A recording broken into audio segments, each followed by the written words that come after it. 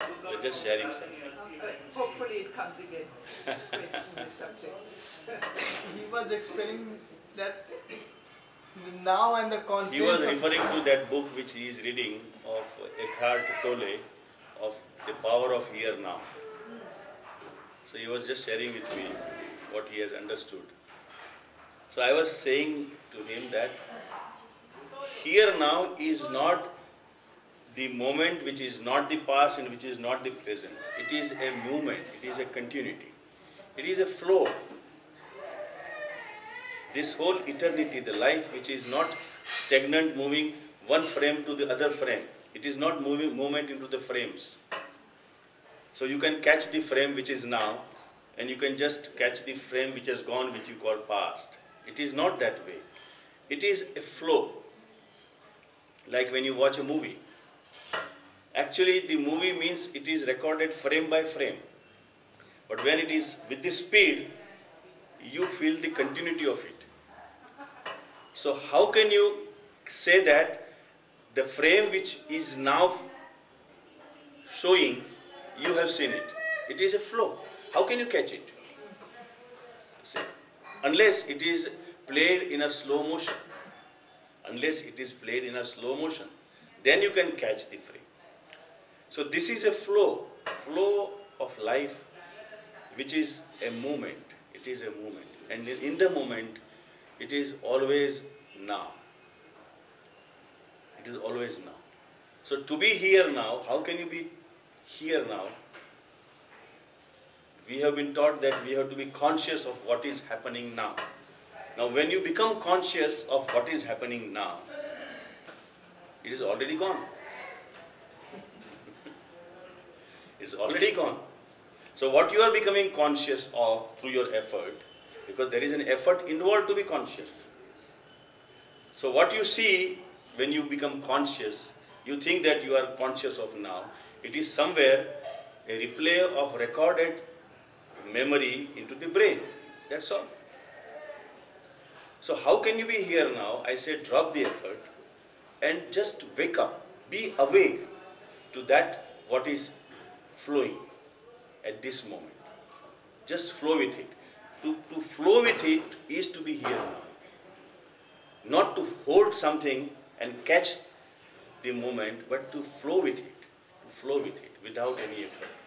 Then when you are into the flow, each moment of the flow is happening here now.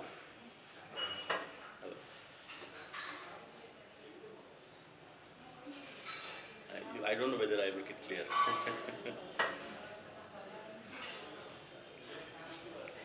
If you have little understanding, you will understand what I am saying. See? And this flow is just naturally flowing. You cannot hold it, you cannot stop it. It is just flowing. Each moment is just flowing. So there is no particular present moment. There is no particular present moment. Past means that which is recorded into the memory and you try to replay it and again see it is the past, which is gone. And the future means you are trying to see something which is not actually visible. So what is visible? See, like when you are watching the sky or when you are watching the sunset, you are looking, but the sun is moving. Sun is moving. Simultaneously, the earth also is moving. Everything is moving. So you are connected to something in the flow of that moment. So you are one with the sun at that moment. So you are not aware of the sun's movement. You are just flowing the way the sun is moving. So that connection to the movement itself, where no desire to be aware of, no desire to be conscious of, no effort to become aware, to be conscious, but just to be there, where there is no separate entity who is experiencing. There is just the experience. But I feel like I lose the connection when I the internal dialogue starts. And it's, Yeah, I'm because not that is the trying, past. but I'm not trying. It seems to be happening on its own accord. Yeah, because the thought frames are constantly moving. You see, what is the job of the brain is to supply you the thought frames. And thought frames are activated with some kind of sensation that is happening on any of the senses. Like an Whether, association. whether it is required for an attention or not required for an attention. Any sensation happening to any senses constantly activates the brain, and the brain starts supplying the frames of thought. Not thinking, frames of thought, which is constantly going on.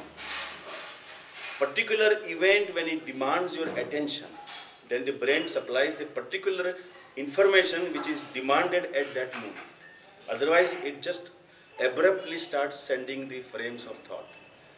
So the moment you disconnect to now, you are connected to the frames of thought, which is abruptly happening. Now you are conscious of the frames of thought. So any of the thought which you are offering a choice, whether you like it or you don't like it, then you catch the thought frame goes away. But you catch the thought and you go into thinking. You see?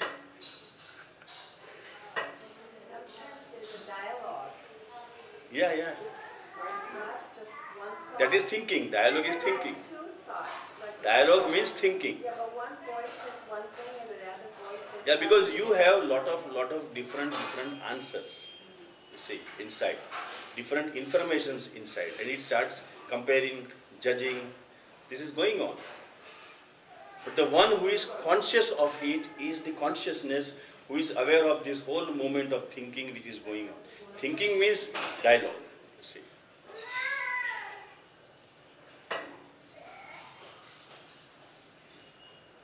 So that is what the dream is. At night, when you start getting the dreams, it is nothing but the thought frames which is just moving by its own way.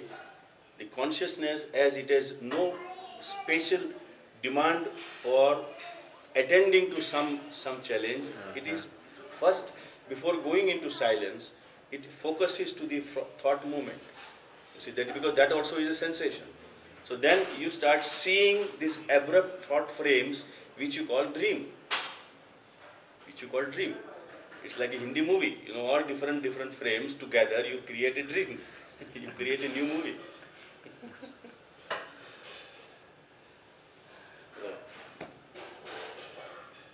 No light today.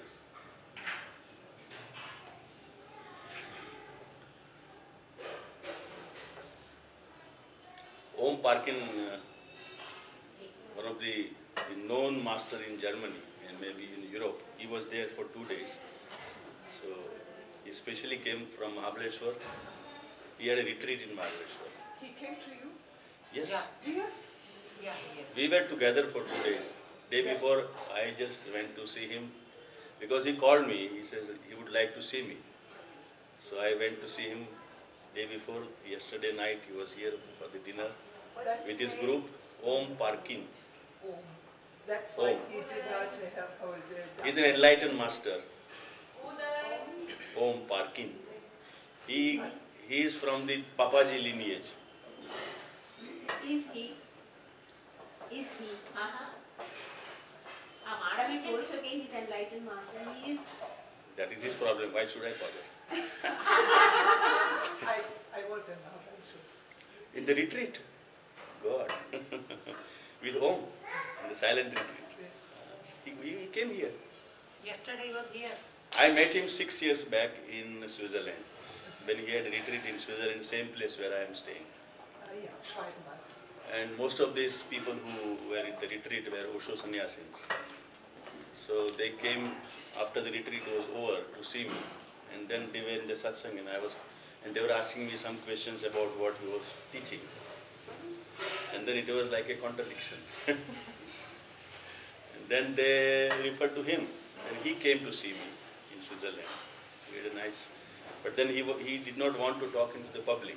So he just took me into the balcony and we had a personal talk.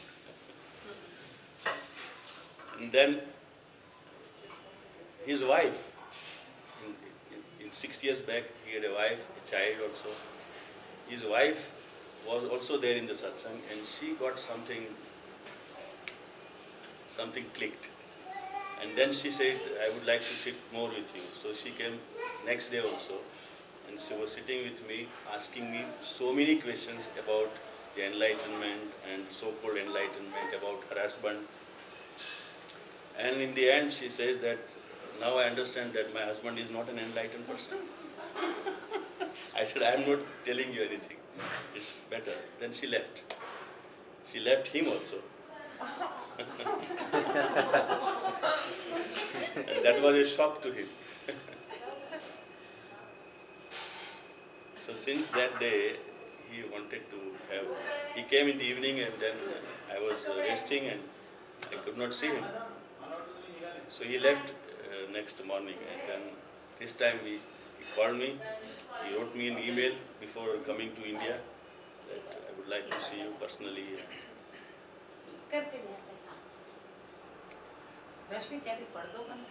So it was nice hammering. You may meet again. You may meet again. Two of you. Pardon? Maybe you will meet again at another occasion. I don't know whether he has a courage to meet me again. But it was nice. I like his honesty, because he started realizing something of, and he wanted some clarifications. But did he have some feelings against, animosity against you for his wife leaving you? No, in the beginning, yes, he shared with me that in the beginning, yes, he had. But when he started thinking about what I was saying, he felt like something is true. And for that, he wanted to share with me. And he was very open. Very open. Very open. Otherwise he wouldn't come. Yeah. Otherwise, he. No, day before yesterday we said 3 hours together. Private meeting. And then tomorrow, yesterday also we said 3 hours. Yesterday, the whole group came. So they were asking questions, and we were all both sitting here, answering them.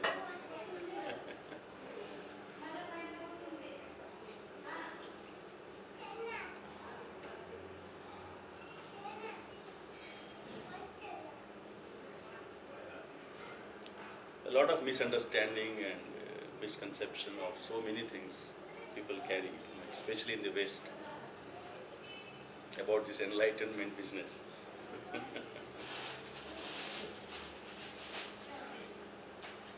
But he is doing good business. How much he charge? $1,000.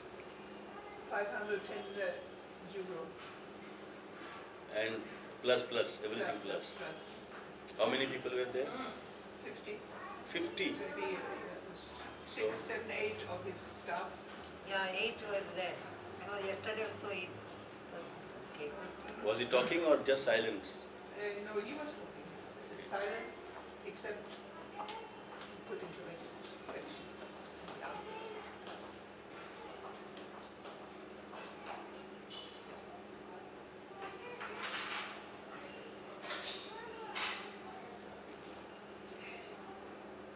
How do you distinguish between somebody who is in the business, as you put it, or somebody who is genuine?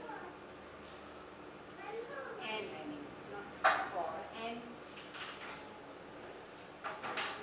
My understanding, I don't know whether I am right, my clarity, my understanding says that once you really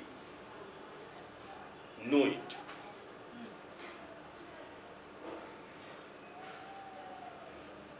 you know that there is nothing to give, nothing to help. You cannot help anyone. That is very clear. Especially those who are seeking for enlightenment. So you can help these people by making them understand that this is not possible. See, if you somewhere support or nourish their dream of getting to enlightenment and offering some answer offering some solution, offering some help, that I can help you to get to the enlightenment, is what I call the holy business. See.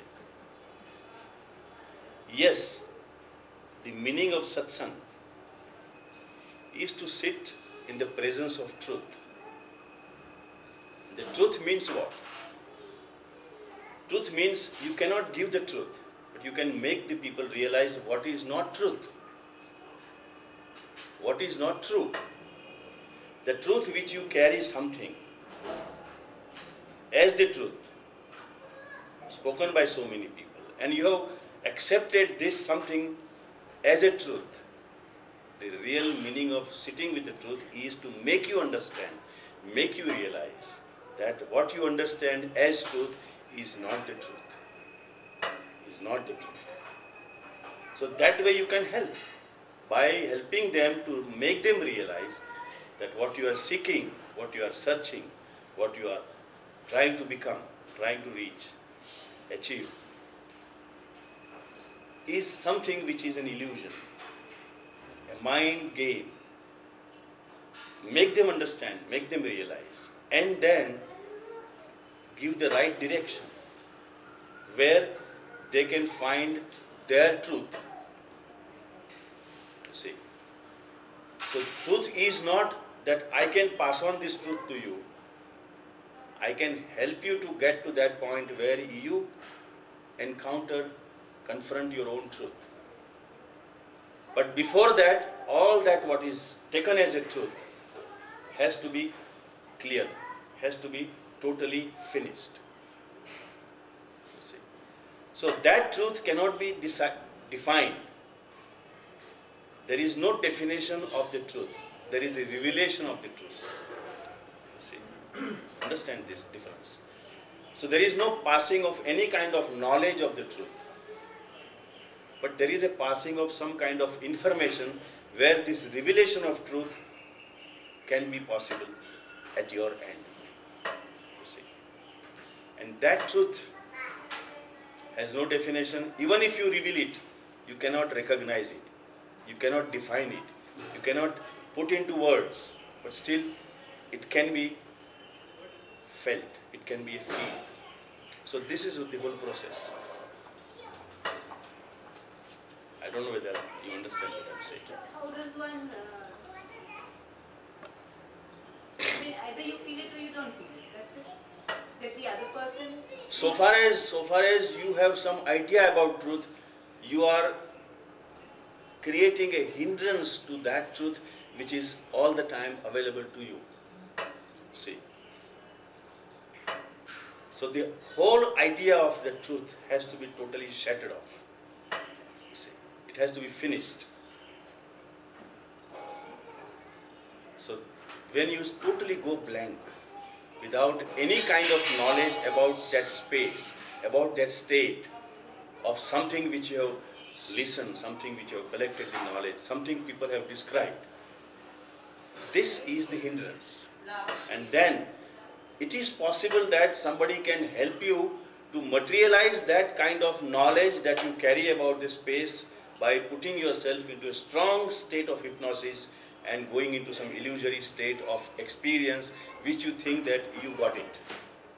So this is the other way. The people who help the other disciples to go into a state of hypnosis by supporting what you are dreaming and help you to materialize that dream, and in that state of hypnosis you can experience that what you were having the knowledge before, and then you start feeling that I got a glimpse of it, I got it. So this, when somebody is helping you to materialize your dream, is a holy business. Because he charges for it. And the people enjoy it because they were searching for it, they were struggling for it, they were all the time demanding for it. And somebody can help to put the other person into such a deep hypnotic state which you are not even aware that it is nothing but a very deep hypnotic illusory state of mind where you start getting the experience of it. There is no experiencer, so there is no experience. But you can materialize it. Even nothingness? Nothingness, I would not say. Nothingness also has some connotation. It is oneness, where you are not separate. Say,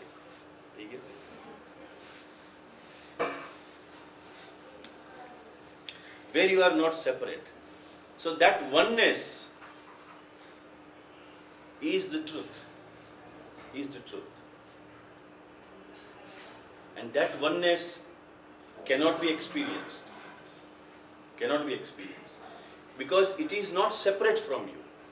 Very simple example I give many times, that when you are looking at me, this looking, if you are not making an effort to look, it is somewhere a state of oneness, isn't it? So there is no separate looker and there is no separate experience of looking. It is one. So in that oneness, there is something which comes as the understanding. Something which comes as the understanding. Not in reference to the knowledge, but in reference to something which is the truth, which is the reality, which is now. You understand what I am saying? So that oneness, which we experience every moment, but we are not even aware. Because we want to experience the oneness. We want to experience that state. And that does not allow me to be in that. To be here now also is a wrong expression. It is totally here now, that's all. So here now is constant flow. And that constant flow is somewhere making you connected to that flow. So either you are listening or looking or tasting or touching, everything is at that moment now. You see.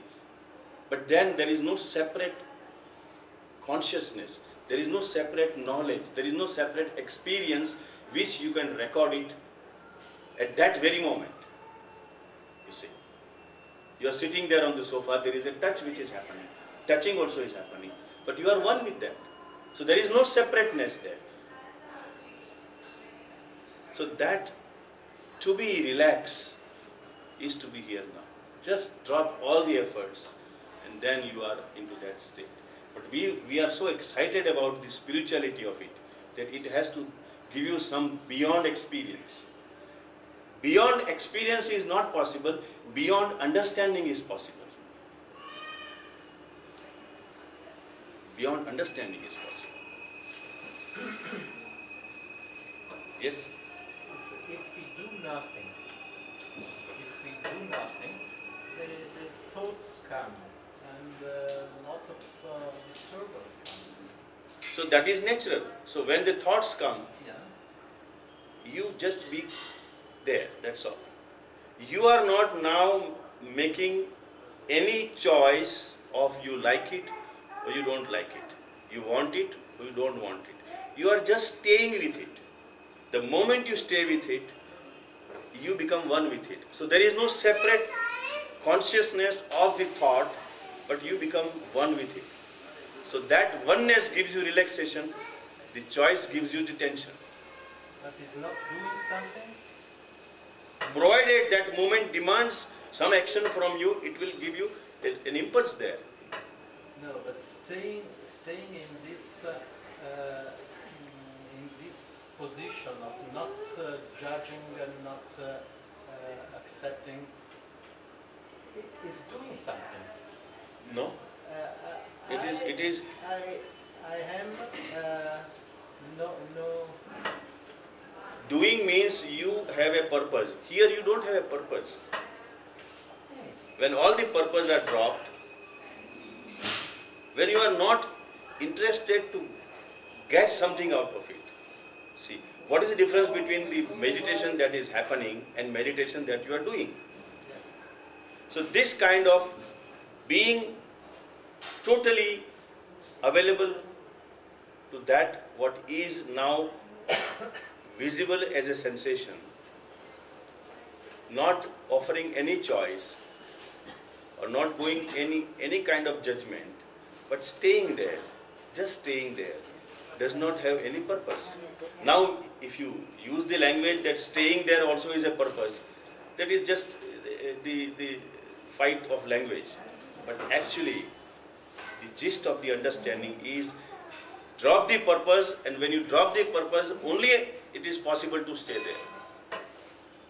See, if you have a purpose of staying there, you cannot stay there. See. So when I use this language, there is a limitation. But if you really understand what is being conveyed, staying means no purpose at all. Choiceless awareness. This is what Krishnamurti expresses in his words. He says that state is a choiceless awareness state. So there is an awareness, but there is no choice. There is no choice. No choice. Now the sound of this generator is happening. You are listening to it. It is coming to your senses of listening. It is constantly flow of sound. Now, if you are offering a choice that you don't like it, it is a disturbance. Then you miss actually the listening of this sound there. Just stay there. Stay with this sound. In that staying, you become the sound. You become one with that. So that oneness where you disappear and what remains is here now. What is here now is the sound. Just try.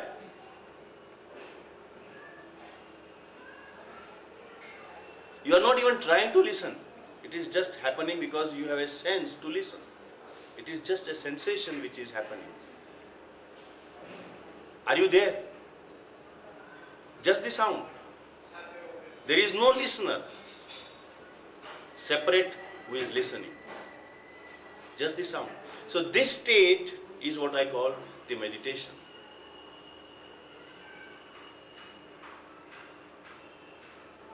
Just there. And what is now, which is the part of the flow of life, which is creating some kind of activation of the senses there. It activates senses. The sensation, what is happening at this moment, is that now. And that is a continuity. That is a flow. That is a flow. So all thinking stops. Only what remains is the sound. Now this sound, which once upon a time was a disturbance, is it a disturbance now? No.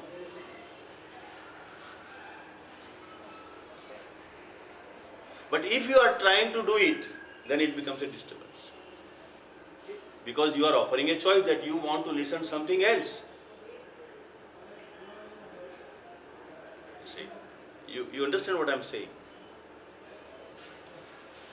And that is to catch this flow.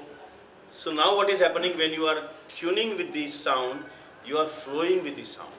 You are flowing with the sound. You are just flowing with the sound. But this is not spiritual, you know.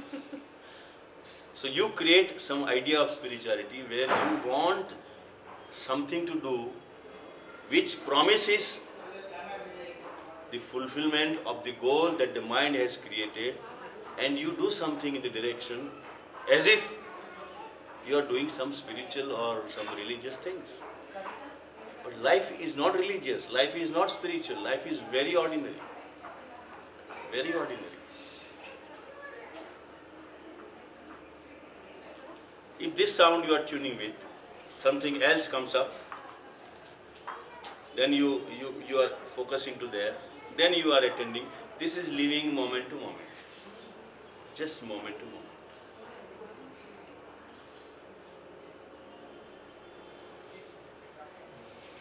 But we are never available to any sensation. We are all the time somewhere available to the reaction, and then the moment you reject it, for a while you understand that you cannot stop it. Then you understand that you cannot stop it.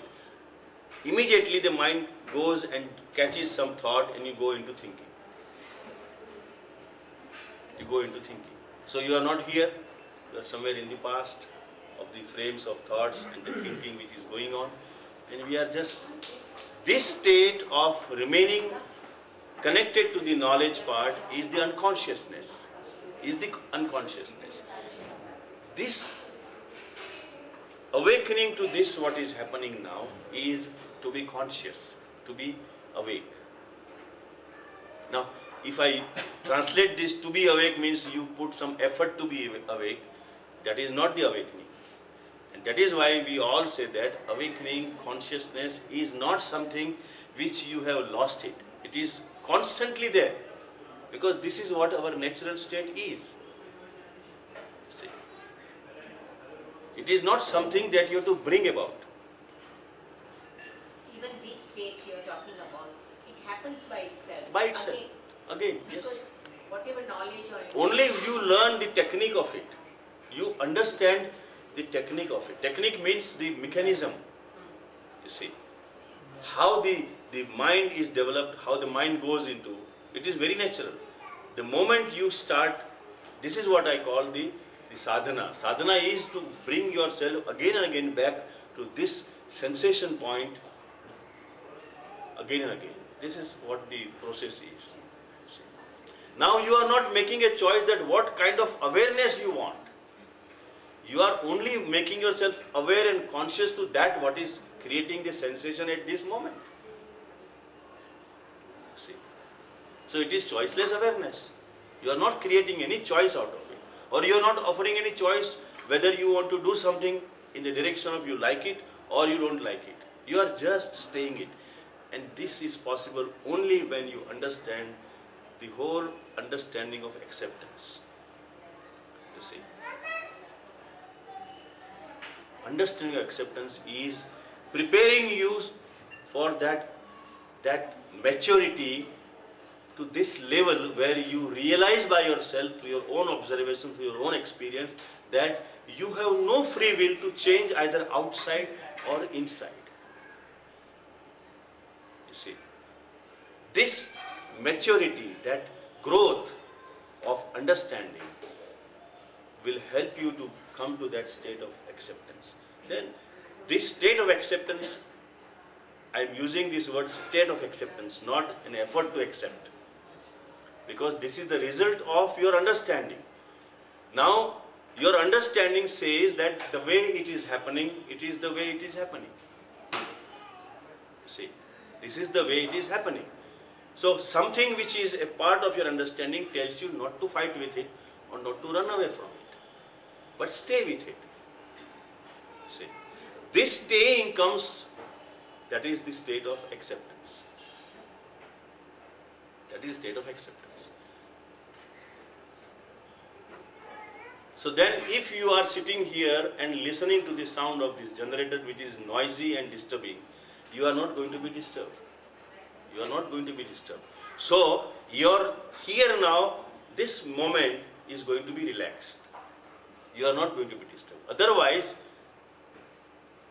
somebody else who is struggling hard to avoid this sound can start putting the fingers into the ears or get up from the chair and go into the room and close the doors and close the windows so that the sound doesn't come. And the other person who is understanding sits there with a relaxation. So the one who is trying to avoid it, trying to do something about it, is going into the tension. Same situation, the one person can be relaxed and one person can be in a tension. The one who understands can be relaxed. The one who is not understanding can be in tension. This happens with each moment of life. So how to get relaxed? This is the question. Whole our search is to be happy now, to be relaxed now. So how to relax now, how to get to be happy now is this. And if at all there is something which life demands from you to take care of this, then there will be an impulse. So you listen to the impulse. So you have to learn which is the mind's impulse comes from the rejection, from the non-acceptance. The inner impulse comes from the acceptance. The difference is this. First you relax and in that relaxation there will be an impulse. But before that you have relaxed, before that you have accepted. But your mind's reaction will be coming from the non-acceptance. You get it clear? That's why I am saying that it is so simple. Yes? Where does the intention belongs then? To the mind or to the relaxation? Intention of what? The intention belongs something like the power of the intention. See, the basic thing is the intention is coming from your state of unhappiness. Everybody is in a state of unhappiness. Everybody is in a state of tension. And from that point, the search for happiness, search for relaxation or freedom, whatever you call it, begins. Now, your search to get to the relaxation also creates a tension and it adds to your tension. This is where we do not understand. And then you are becoming more tense. Spiritual people are more tense than the worldly people. The spiritual people are more miserable than the worldly ordinary people. Because the spiritual misery has no solution. The worldly misery has some solution.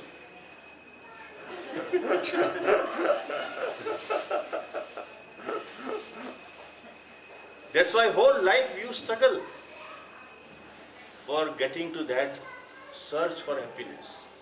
Search for that state which is permanently happy. Now if you learn how to relax, whatever way life is creating this flow and movement, if you learn through your own understanding, and if you just start living with that understanding, it is a permanent relaxation with all the disturbances around. Yeah, but can it be my intention to learn to do that? In the beginning, yes, because you have one only instrument, that is mind or the intellect. So is there any power in this intention? There is power to understand and power to fight. So which way you are using is up to you. You need a power to observe, to experience, to understand. You need a power. You need some energy to do it. So that part is somewhere maybe defined as doing. You see, but that doing takes you to the non-doing or doing without a doer. You see.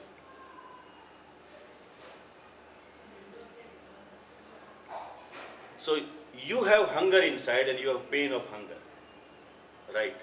So this pain which is demanding your action to find out the food, right? So this is the tension there. You are doing something to find out the food. You are doing an effort, you are making an effort, you are using your knowledge, where to find the food, how to cook the food, you are using the knowledge. But when you prepare the food and eat, what happens? Your point of intention is relaxed. Isn't it? So there the continuity of doing or continuity of the mind finishes. So even after you eat, you don't go on cooking. But even after, whatever we are searching, there is no end to it. Every day you are doing meditation. The meditation, one meditation should finish it.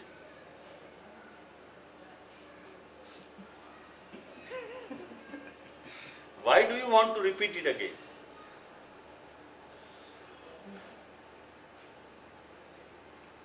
That means you are not going to the right direction. You are not going to the right direction.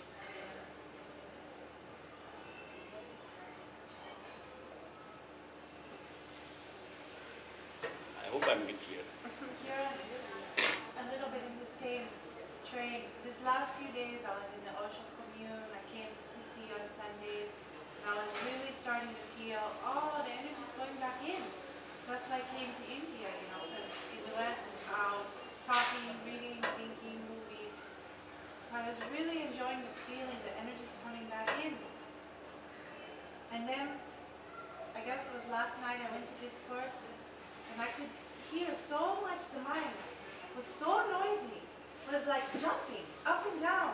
And I could see, I don't know if it was the desire of wanting to keep going in, or if it's an automatic reaction that when the mind sees the energy going in, it wants more attention. Can you talk about that, or how to? What I wanted to keep on enjoying that feeling of going inside. The mind wanted me to think about anything else. It didn't matter. It's just changing subjects like that. So when you say that in the West you are just putting your energy out. Now when you come here in India or in Osho commune, you feel that you are putting the energy in. But the purpose is same. Whether you take the outer journey or you take the inner journey, the doer is the same. You understand what I am saying? Starting to. Because you have changed the purpose.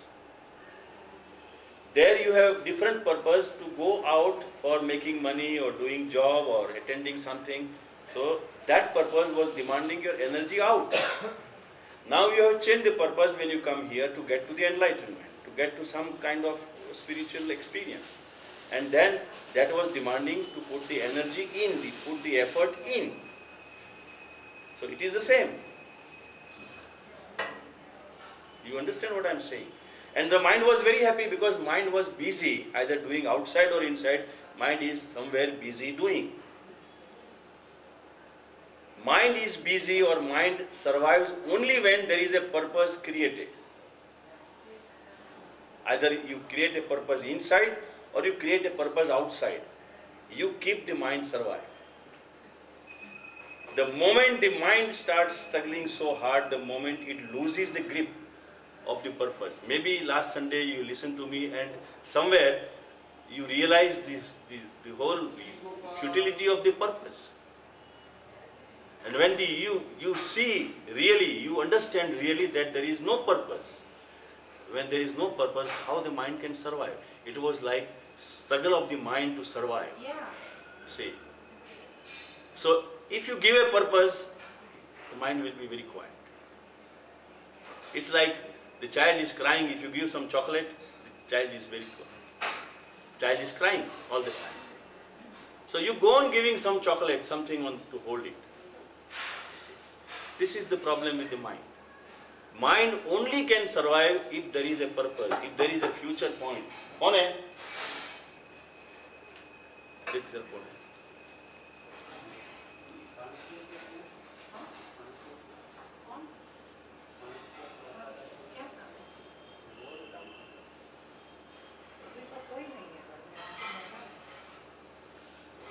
You get me what I am saying? So your experience that night, that mind was, and then the anger of the mind, the last struggle.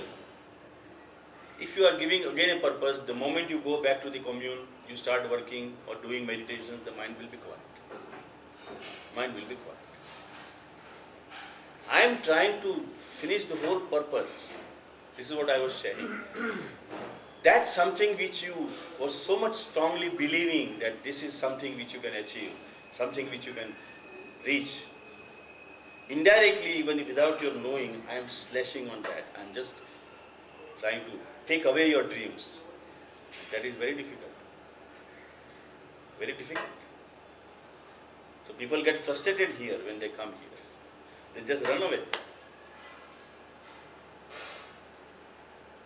So better to go to a place where your mind is very happy, where somebody is just nourishing your dream, giving some juice to your dream.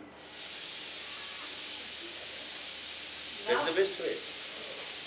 So unfortunately you came here and you got this. So, I guess my question is, when the mind is jump, like Accept that, it. My master key is accept that mind who is jumping. Just accept it. Say yes to that mind. Don't even create a purpose that you want to quieten the mind. That is, You see, look at it and it will be quiet by itself. Because mind is nothing but an illusion. It's a myth. The consciousness getting attached to the knowledge part, it is the whole game of consciousness and energy. What we have is a brain which is accumulation of knowledge, information. When the consciousness gets attached to it and becomes one with the knowledge, this is the mind. Acceptance creates somewhere a natural detachment from this attachment, where you will be absolutely jumping with this mind jumping, as if you are jumping, you are into the tension, you are into the pain. But the moment you say yes, the next step will be you are aware of that mind which is jumping, which is into the pain. The detachment happens, and stay with it. Automatically it will be quiet. But this is the point where everybody runs away, because this is too much. It's too much. That is why I use this word. It is a dark night of the mind, not the soul. Because once you start experimenting with this understanding of acceptance, the first phase, which I call the side effects of this, will be very strong reaction from the mind. Very strong reaction. It might go into depression also. First it goes into frustration. And when frustration, you are not doing something to the frustration, or not giving again a chocolate to the mind, then it goes into a very deep depression. It loses the interest into everything, as if nothing is left into the life. All interest is gone. This is also a part of the side effect. I tell people, those who really go through it, that this is a side effect, this you have to go through. You accept that also. Pass through it. Doesn't matter. Keep cool. Just keep cool. But this is very difficult, and this is the point where everybody runs away. I can see from my 10 years of experience with thousands of people, I could see this. That they don't stay with me. They don't stay with this experiment. They run away. They are not even aware that somewhere they are again caught into this mind game. So usually I've been through that many times, and usually then I start reading, watching movies, I create you something, escape. and it doesn't feel good. So do you have like a, because I'm going to go back to the West, do you have like a little way I can remind myself? Remind yourself that whenever there is somewhere either an action which creates a reaction, a painful reaction or a joyful reaction, just stay with it, accept it, and provided there is an impulse to do something to it, don't jump into the action immediately. That's all. Keep cool. Remind yourself that this is the way it is happening. That's all. So either you are just busy in changing the outside happening, or busy in changing the reaction which is happening to the mind. In both the ways you are making yourself busy. To remain relaxed into that center of relaxation, slowly, if you practice this, then you will see that nothing disturbs you with all the disturbances outside and inside. You will remain into the center. Then a slow transformation will start happening. But that is a long process. How strong your mind you have developed. Yeah, and I was thinking about you, because I just came to see you. I was thinking you said, well, when it started happening for you, you were sitting in that chair on your porch, hours and hours. And I was wondering, did you like sitting there, or did you kind of sit there in spite of the irritation, or how was that? I was just sitting. I was not counting the hours. Yeah. I was just sitting and the hours were passing. And just sitting means, first you are conscious that you are aware of something, and suddenly that oneness happens, the awareness also disappears and you are gone. First, only what you are aware of remains, like I was telling you, that sound remains. And you stay with the sound. At certain moment, the sound also disappears. Though the sound is happening, the sound also disappears and you are just gone. When you are just gone, we call it Satori or Samadhi, whatever name you want to give it, but it just happens naturally. There is no effort that you are doing to go to the Satori or Samadhi. It is somewhere your natural state which comes slowly, by itself. The grass grows by itself. The spring comes. That state naturally comes. Only if you are just staying there. But staying does not imply any effort. It is just, first you tune with the way it is happening. I was watching the fan which was moving. So I was just aware of the movement of the fan through my eyes. So I was conscious only of the movement of the fan. I was not conscious of that I am the watcher and the fan is moving. First you disappear as a watcher. Then what remains is the movement where you are conscious of. So the movement remains, and certain point, even with your open eyes, it just disappears. It just disappears. So how many hours passes, time does not, it is not a part of your consciousness that when you are sitting here, we are talking for 2 hours, 3 hours, we are not even aware that we have been talking 3 hours. It just passes. Isn't it? But this sounds contradictory to what you have been heard, what you have been taught, what you have been convinced. Because it cannot be so simple. It cannot be so simple. Because you have a lot of investment into it. How can it be so simple? So there must be something. You have to do something. Otherwise, why people are just saying? Why people are asking us to do? If you enjoy it, it's your freedom. And what about those big experiences people talk about? Of bliss or whatever. Huh? Bliss, full state. Bliss is not an experience. It is your natural state. As I was talking, that relaxed state is a blissful state, is a happy state. Whatever name you want to give it, whether you call it a happy state or a blissful state or a joyful state, but that also is not as an experience when you are into it. There is no bliss, there is no happiness, there is no joy, there is nothing. Afterwards, when you come back, then the mind starts defining what was it. So it was not a pain, so it must be joy. It was not unhappiness, it must be happiness. It was not disturbance, it must be blissful. So then you say that I was in a blissful state, or I was in a joyful state, or I was in a happy state. This is the after definition. But when you are in, there is no pain and there is no joy. There is no happiness, there is no unhappiness. There is nothing there. Because that reactionary experience that the mind has does not exist there. Does not exist there. Like a void. But that also is it's a definition, because that is, you cannot, you call it nothingness, I call it fullness.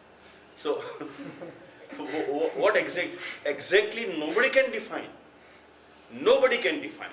You cannot call it that it was a state of Paramatman or Atman or state of consciousness or nobodiness. It is all after definitions that we want to share with something. And all the words are coined by the mind, and the words always imply some kind of doing, some kind of effort. I sometimes feel that whatever the information or the knowledge is being given is useless. Sorry. And light નથી આવી.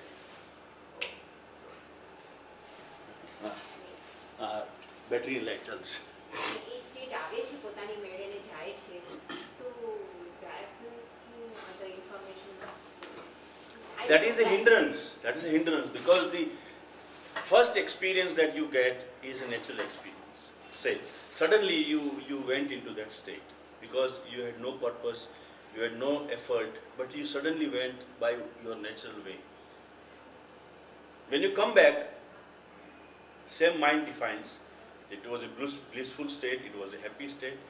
Then the same mind creates a desire to go back again to that state. This is the game. It wants to go back again to that state, and the moment you try to go back again to that state, it does not come. No, but it again becomes automatic. The moment, that is the part of understanding. Yeah. And that is where I am insisting on the understanding that this is a causal. There cannot be an effort, there cannot be a purpose. So learn how to flow. And this whole understanding of acceptance makes you understand how to connect into the flow. Instead of trying to get to that state, just understand what creates the hindrance to that state. See, I am emphasizing on making you aware of the hindrances. That what creates a hindrance? Hindrance is your natural mind which has gone into a very natural non-acceptance of something which is happening outside and inside.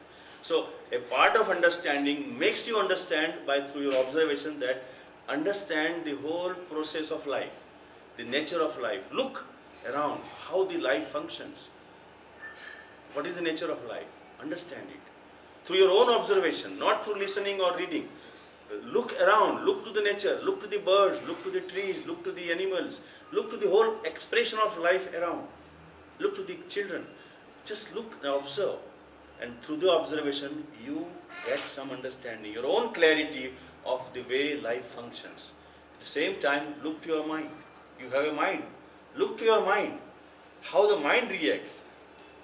How? The moment you go into some natural reaction, again, stay there. Look there, how it happened. This is observation. Observe it. Learn from your own observation, keeping aside all the books. And then through this learning, you really understand something. And this understanding will bring you to that state of acceptance, where you will understand by yourself that I cannot change there, I cannot change this.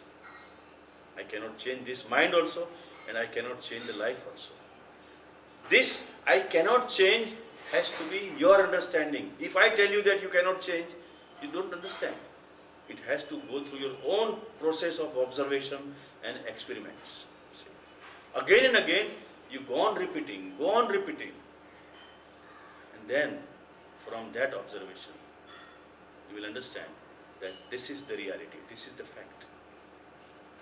And once you understand the fact and start accepting with the understanding, then automatically that which was a hindrance disappears.